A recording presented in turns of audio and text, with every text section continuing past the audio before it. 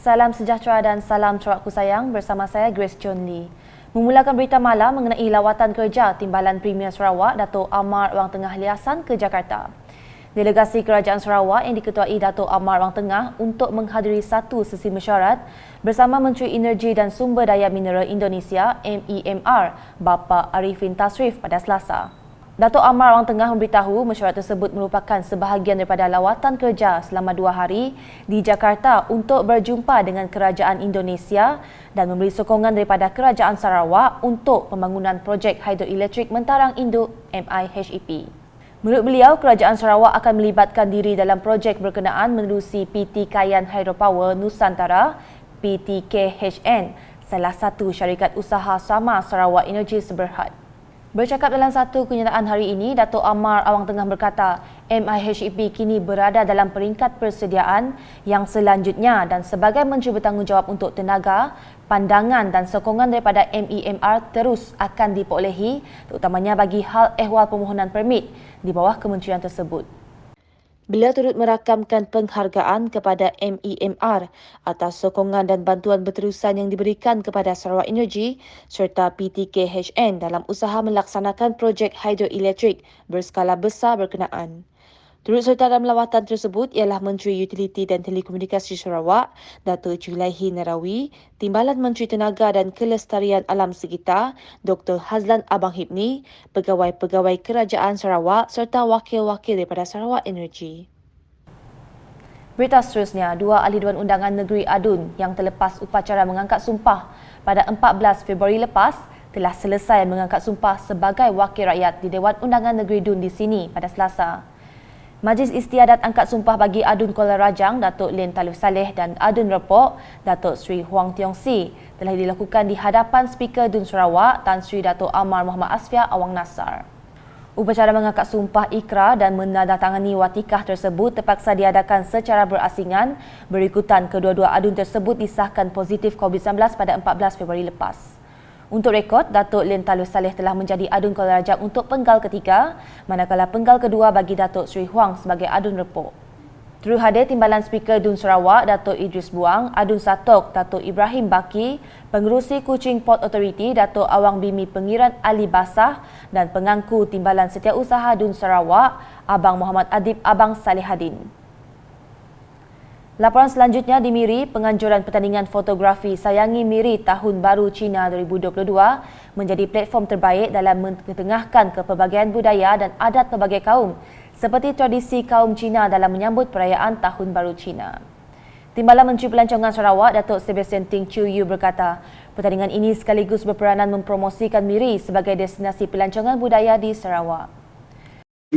So with a competition like this, involving our own people in Miri, especially that they have this kind of that interest to promote Miri as a tourist area. This is especially only for Miri itself, and during this Chinese New Year, the decorations and all these things. Beliau berkata demikian semasa berucap dalam majlis penyampaian pertandingan fotografi Sayangi Miri Tahun Baru Cina 2022 di Miri pada Isnin.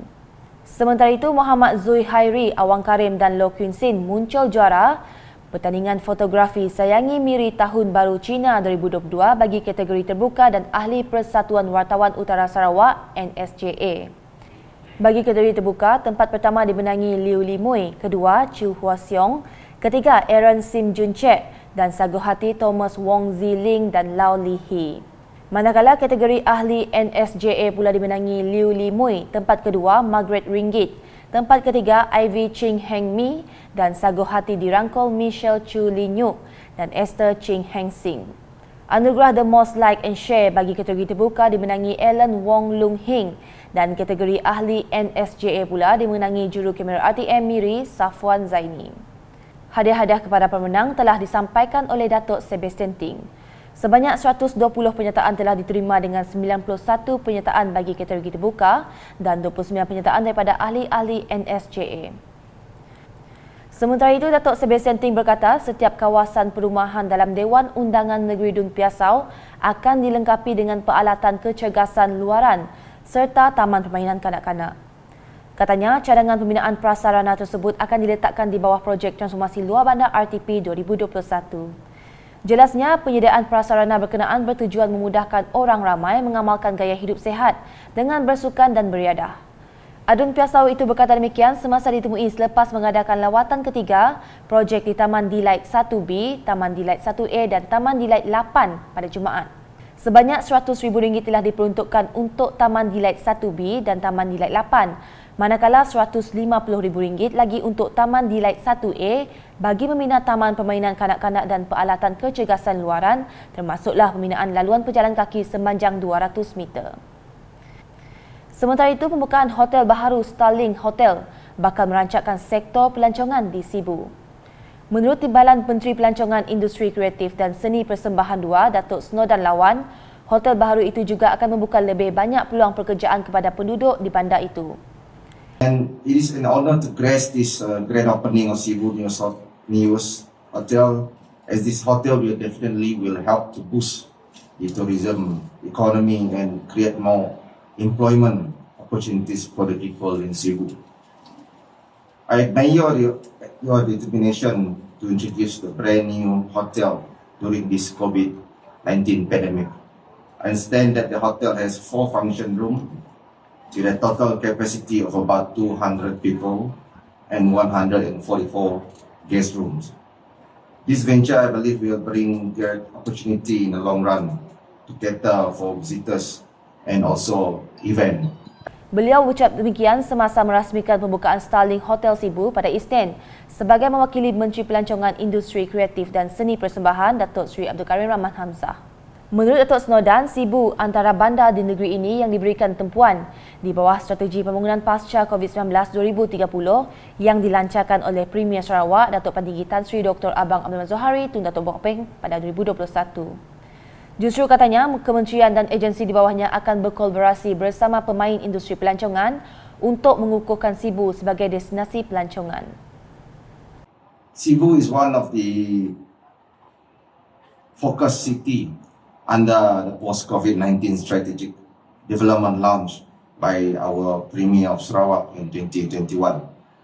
The ministry and all agencies under the ministry will collaborate with industry players to strengthen Sibu destination profile. Even now, our government will look into opening up the border because the federal government has announced that Malaysia will open up its international border by 1st of April next month. So we are looking into it as well by preparing what is necessary, especially in the SOP. And this definitely it will help to boost our tourism industry and our local economy. Starling Hotel yang dimiliki kumpulan syarikat Daysim telah mula beroperasi pada akhir November 2021. Perkembangan seterusnya di Dewan Rakyat, satu rangka kerja perundangan yang komprehensif sedang dirumus untuk mengawal selia semua aktiviti kredit pengguna termasuk kaedah pembelian Buy Now Pay Later BNPL.